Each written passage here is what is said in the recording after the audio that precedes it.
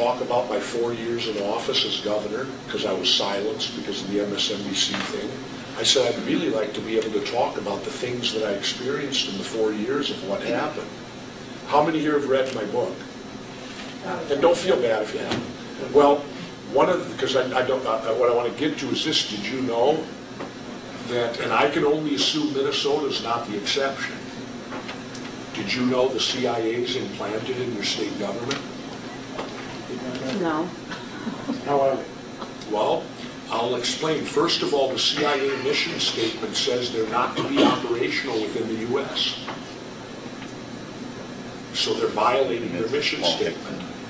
Well, in Minnesota, only the governor and the chief of staff are aware of it. That there's an implanted CIA person in the Minnesota government at a level to where he doesn't come and go with elections.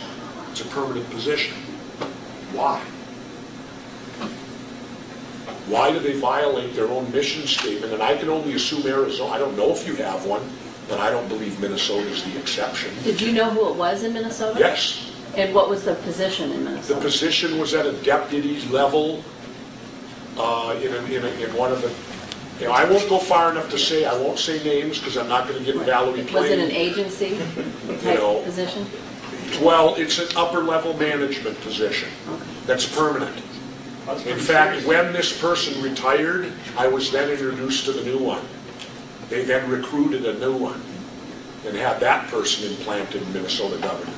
If you're also not aware, 1 month after I took office, I was requested to the basement of the Capitol where I was interrogated by 23 members of the Central Intelligence Agency, and I was the governor.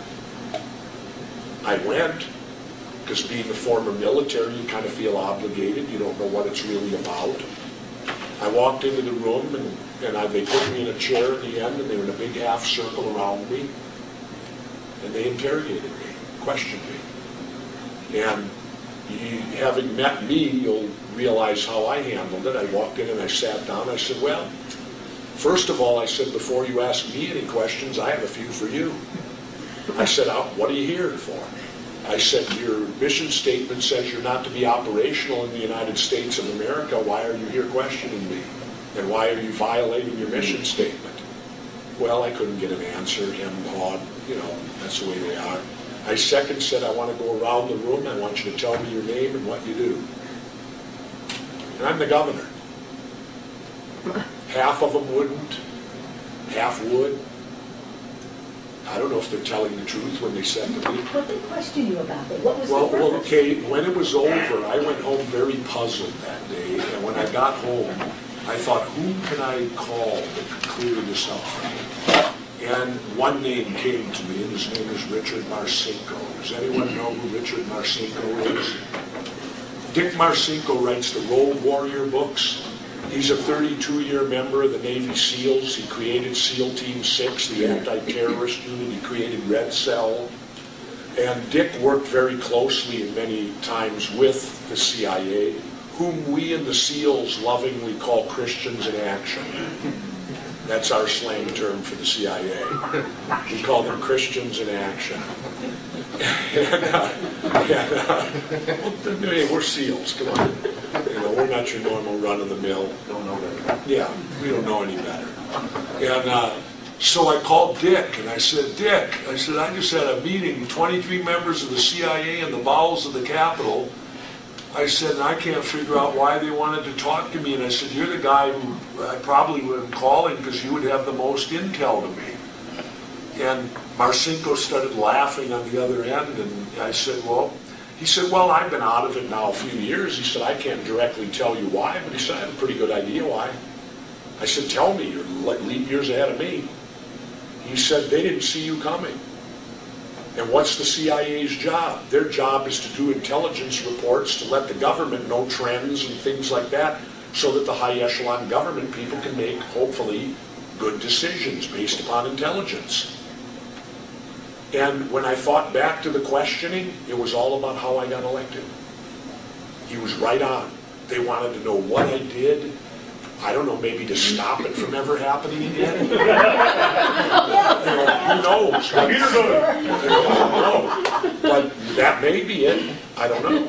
But that was what the essence of the questions were all about, how I got elected, da-da-da-da, da-da-da-da, da-da-da-da. And like Dick said, they didn't see you coming. And he said, they want to know now, is there going to be 6 more independent governors on the horizon? What is going on here in the U.S.?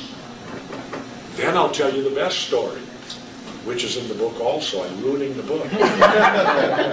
Which is available for sale tonight. Yes. When I went to It's well Cuba, worth it. when I went to Cuba over my country's objections, the administration's objections, I was there for 5 days, and Castro gave me 3 of his personal bodyguards and an interpreter.